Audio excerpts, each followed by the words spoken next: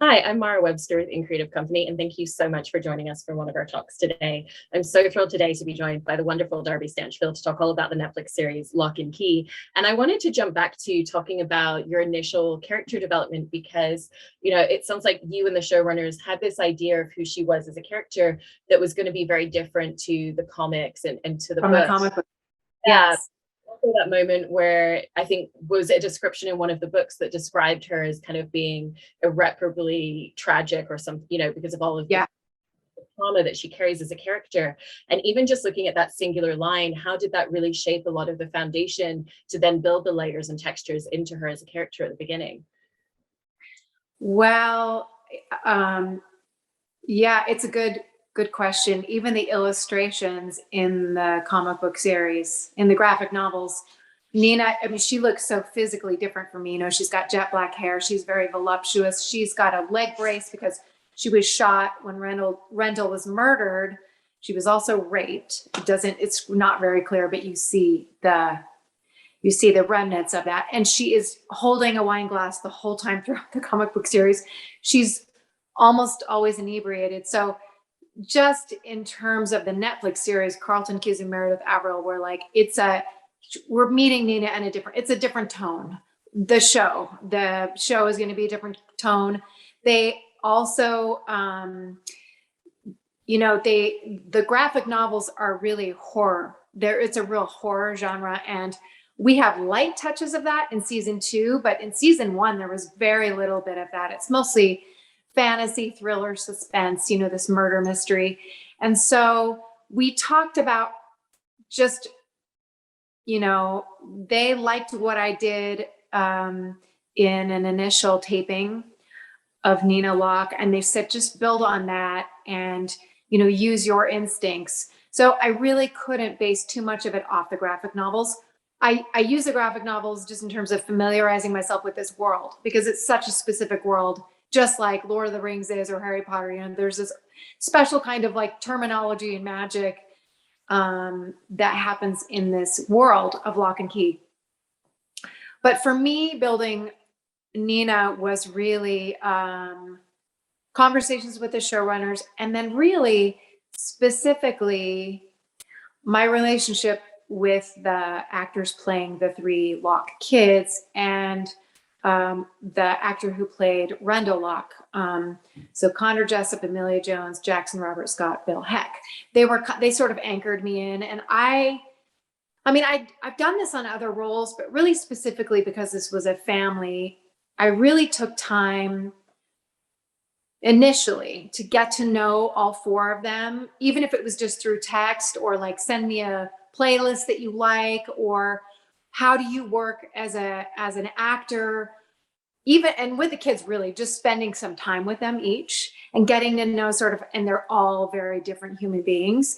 And so seeing sort of how to connect with them and build trust and build a rapport. I think that's so important in order to play a family. And in order to play Nina Locke, she's very, cares so much about these kids. It's like her heart. And I guess the only other thing I could say in the answer of this is Carlton and Meredith really emphasized at our table read and to me at the beginning that the Locke family is really the heart of this show. It's a fantastical show. There's a lot of magic that happens. There are, moments that are like, so cinematic, but at the end of the day, this world is anchored or grounded in a real family, a real relatable family, a normal family who just happens to be in this magic world. And so they really wanted to see the heart of this family. And that was something else I thought a lot about. So that's why I think it was really important for me to connect with these 4 individuals and like really make this our own. So relied a lot on them. I love as well that in building that rapport with them that you've described how part of it was really figuring out what they needed from you as a scene partner, Yeah. which is important as well, because you're building such individual character relationships, but also working relationships with each of them. And what have you found have been some of the nuances or specific things that you find yourself really wanting to give each of them individually? Great question. So we filmed season 2 and 3 back to back in Toronto during COVID, during a pandemic, during the lockdown.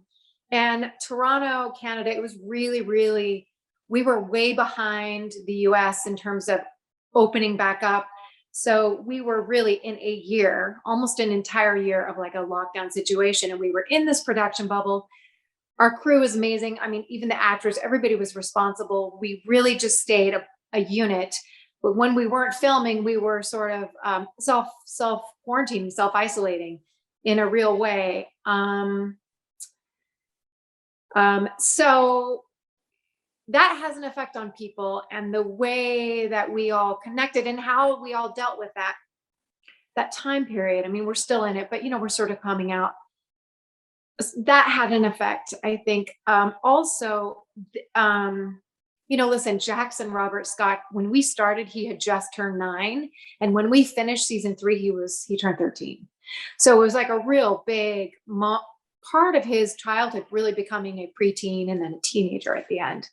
And same with Amelia Jones, she was just 16. And by the time this season 3 airs, she will not be a teenager anymore. So these are really formidable years in these young adults' lives. And I think it's a lot like parenting. I really listened and observed. Sometimes I felt like they didn't really, and I don't mean this in a bad way at all, but didn't really want a lot to do with me. They were in their own world and their own sort of age and wanting to connect with people more their own. So I felt at times really important to step back and be real light touch with them, as I think parents are. Other times I felt like we could really dig in some of the emotional scenes. I felt like we could really connect over, like Amelia and I did one time over a song that she brought to me in season 1 specifically. But a lot of it is really for me, just listening. Like I say, like sometimes knowing that, sometimes Jackson, he would just want to hang out between scenes a little bit and talk about whatever he wanted to talk about. And sometimes, some of them wanted to be left alone. I'd say with Bill Heck, he's who played the dad. He's a very theater based. He's, comes from New York theater. And so we were able to really sort of dig in and craft Nina and Rendell Locke's story. Really, like, I also was a grad student at ACT. And so we just really communicated, like, it felt like just we work very similar. We were able to just get to the like nuts and bolts of like, what is this relationship about? What is their history? What is their stuff? How do they connect? So that felt more just like actory in a way. And then he's just this incredibly brave, open, lovely human being. And they all are. They really all are. I enjoy each one of them immensely. So it made it easy and fun. But I felt like a deeper listening, I'd say, especially with the kids, more than I maybe ever have in an acting role that I've taken on. And I was really, listen, I'm the matriarch of the show. And the show, although it's grounded in this family, there are huge chunks of the show where it's not about the mom. It's about these kids and their journey and the magic, and the mom can't see it. So it's really also having grace with what that role is. And like I say, sort of stepping back and understanding like when it's their story. I think even as a co-star, just like really making sure they knew from me that I wanted them to shine. And I wanted them to have a safe creative space. That was important to me as an acting professional, that they felt supported and from me, because I want nothing but the best for all of them. So those were all sort of, I'm rambling, but those are all sort of building blocks to me in how we navigated these relationships. And jumping off what you're bringing up about the fact that the show is so rooted in family connectivity and emotion, yeah, with your character, because to your point, she doesn't see the magic. So there are very heightened elements to the show, but that's not what your performance is stepping into. It's Yeah. much making the grounded, making the minute choices. And there's a lot of internalization within your character as well, because she's not someone who leads with words, and she doesn't really have anybody that she can communicate a lot of what she's going through as well. And so what was the journey of realizing that it was about almost making the more intimate choices and the more grounded choices within your performance early on? That's a great observation. It's so interesting. I have to tell you that, like, the biggest thing I came from before this was Scandal, which is a Shonda Rhimes show. And that show is incredibly verbose. And it's these giant speeches. And my character was really talkative. And to go from that to Nina Locke, who hardly communicates, in a way, it's like when something is wrong with her kids, she kind of internalizes it. She's not really confrontational with them. She is very soft touch. And, there's this thing when she does have moments with the magic, the riffling happens, and she has this sort of amnesia reaction to it, and she forgets it. And then at the same time, she's battling, she's trying to stay sober. She's a recovering alcoholic. And so that was very much layered into this as well, is like, how does a human being cope, whether it's a pandemic or going through, grieving the loss of a family member, husband and father to these children, and navigating single parenting and moving to a new place, an old sort of creepy house, and not connecting with the kids. All of those elements, I think, I had to make really specific and just find the truth in each moment. And again, it's just like connecting to these kids and knowing that that is her first priority. But I'd say the layers for me too was like, in season 2, Nina has a love interest. She meets this man and who turns her head, and she finally sort of maybe moves into another stage of grieving, and they connect over that. But she hasn't let Rendell go. So it was also like layering it with the grief of, between season 1 and season 2, it's only been 3 months. So what I loved about these seasons is it felt very cinematic. It wasn't just so episodic where someone dies and you forget about it the next episode. I mean, it was something that we were able to carry over these events into many, many episodes. And so I'd say the alcoholism and Rendell's death, like, keeping that layered in, no matter if Nina's talking to Detective Matuko about something at an AA meeting, with her kids, starting a new job, that's all there. And it was fun. I enjoyed that Nina wasn't incredibly talkative. It was fun to find, the inner life and express it even in silence or just behavior. And even within the fact that she's less talkative, when she is, when you are delivering dialogue within the show, there's also a more gentle pacing to it. And particularly going back to your point of coming off of a show like so dialogue heavy, but also very fast in the pacing. And you've said that the naturally fast pacing.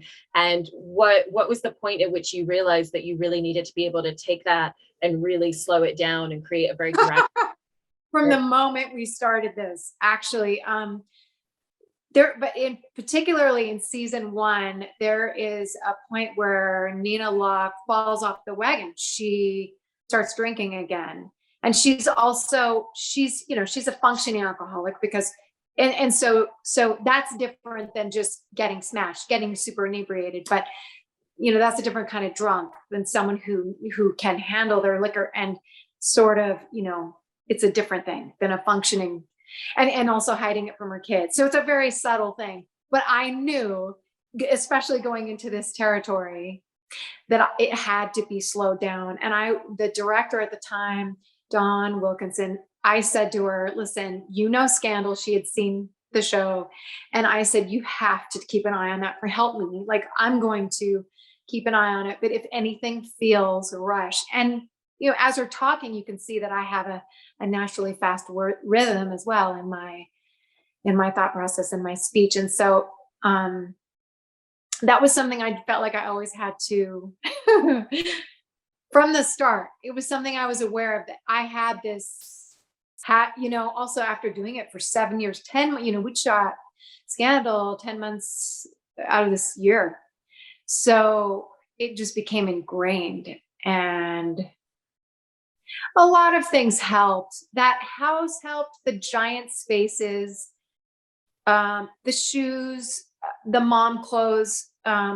Nina's gentle and soft touch and not confrontational. And another thing I found fascinating about Nina is she apologizes a lot because she has a good heart, not necessarily because she's a weak person. I don't see Nina Locke as weak at all, but she's empathetic and she's sensitive and she wants to do good. And that was that. And so actually that helped me slow down too, because I wanted to make sure that these apologies weren't from a place of weakness, but were from a place of love or wanting to be better. It was like choosing to say I'm sorry rather than drink. I don't know. There are so many ways to sort of approach that, but that I think helped me with the pacing too, in a way. And with what you were bringing up before about the way in which you've explored her struggles with alcoholism, and the fact that, it's not about being really drunk. And again, it's not about the big choices. It's about what does that mean day to day, and be in recovery at every moment. It's interesting is when you step back and think about that journey for her and a character within the show, this is a show that has both an adult audience and a YA audience, and it's a whole journey to explore. And so did you have to find the balance of how to explore it with that truthfulness and never shying away, but also bearing in mind the tone of what the show was and who the audience is? That, to me, that's very unique to the show. I think Stranger Things has a little bit of that too, the adult storyline with Winona Ryder's character, the mom, and that. So, I mean, I had seen examples of YA shows that it's lovely, actually. I think it's just lovely to have both. But it was something we talked about as a group, the cast, with the creators as well at the beginning of the show. I mean, it's in the graphic novels as well, but we had to find our way. Season 1 felt like we were really just trying to find the tone. It kind of takes care of itself because Nina can't see the magic. So in some ways, I felt like I was shooting I was shooting like in a separate world. So for me, the challenges were more like when Nina does dive into seeing magic, whether it's like when she gets drunk and she sees it, or in season 2, without spoiling it too much, that she has brushes with the magic and then forgets. That was really, for me, that was more of the challenge of like kind of checking in with, okay, is this how you hold the key? And is there, there was a language with like these keys and like how they function and what the characters like, how they react to them. So for me, it was more like when I had touches in that world, I would check literally with my co-stars, because I wouldn't be there on the days that they were shooting it, or I'd have to rewatch a scene from season 1. Otherwise, to me, it was pretty straightforward.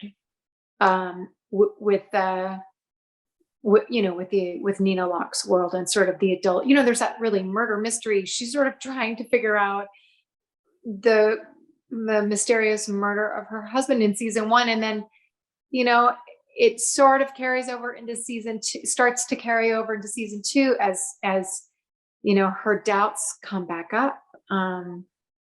So for me, it was more about making sure that when I went into the magic world, I was like in the same world as what everybody else was shooting.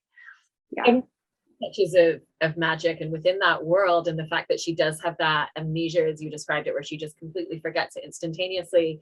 It sounds like there were conversations at the beginning of what does that look like on screen? Is that where you just seamlessly go back into the scene? Is there like a small head movement as like it jolts out? What were some of the different choices that you all played around with before landing on what that was going to be? Meredith Averill and Carlton Hughes. I mean, we spoke with Meredith a lot about this. It's about what that is, that it's sort of this amnesia moment, and then they sort of, there's a shift and it's sudden and you can't necessarily see it. I think in one of those moments in season 1, there was a camera effect that was added by one of the directors, and that was carried over into season 2. So it's kind of more evident or obvious because there was a stylized camera action that happens when the adults, whether it's Duncan Locke or Nina Locke, you know, have a brush with magic and then they're forgetting. So we knew that because we were shooting it, and there's a very technical way, there's a specific kind of lens that we were using. So we knew that that would be there. So I think it felt, you know, it was more established, and because we did an effect, it wasn't, you know, we had already figured out what that was. But I do think that every character kind of has their own different reaction to it when they forget. And I like that. I like that it wasn't so pigeonholed that we couldn't each sort of find it. Like, you know, so that was nice too, that it was kind of left up to us to find it. It was a really fun world to create, because although we were given guidelines, there wasn't any, it didn't feel like we were in creative straitjackets or anything. It felt like we were all really doing it together. And then jumping back to something that you were mentioning earlier about the season 2 journey and carrying her to a place where it felt very believable and very natural that she would be interested in someone and open to potentially trying to explore what romance looks for her after so many years of being with her husband. But especially because, to your point, we've seen her so entrenched in her grief and in her trauma, and there's only been months between the 2 seasons. Was there a real challenge in finding that space of carrying her on that arc to that point so early on at the beginning of the season? We shot a scene which did not end up making it in season 2. For whatever reason, it was cut out, but it was good for me. In the first episode of season 2, Brian, Duncan Locke's fiance, says, "Oh, you know, Nina, are you getting out there? Have you met anybody?" And Nina says, "No, you know, I'm just not really quite ready." And he says, "I see that you still wear your ring." And there's a close up and she's playing with her ring. And we shot a scene where before Nina goes on this date with, like, the official date, bowling with Josh, she's in her bedroom and she takes off the ring. And it was nonverbal. It was just a quick, but for me, it was nice to do that. You know, even though it didn't make it, it was sort of a nice way of marking, okay, I'm ready, you know, like, I'm going to put on a cute top and take off this ring, and I'm going to go on a date. And so that was nice to shoot, and even just talk to Meredith Averill about, like, that moment when one decides. I was working with a director at the time, who directed those episodes, and she and I had we had a couple of deep conversations about this, about we had some commonality in that, and when you turn the page maybe on grieving someone, what does that look like? And sometimes it is a gesture. But I will say another thing that I really appreciated about this storyline is Josh Bennett, this character that Nina Locke falls for. He's also lost his wife in a sudden death, and so that's one way that they bond. And that was, I thought that was really nice, and it was actually easy to both, you know, move forward and fall for someone, but they also have this shared grief, and it's like they give each other permission to be sad. They give each other permission to still love their, you know, their dead spouses, and you know, and they understand that in each other, and I think they bond over it. I thought that was beautiful writing. So that kind of took care of itself, you know, because it kind of became part of their connection.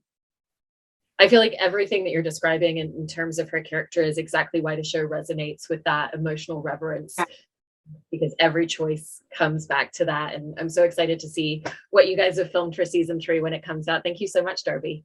Yeah, thank you. been a pleasure.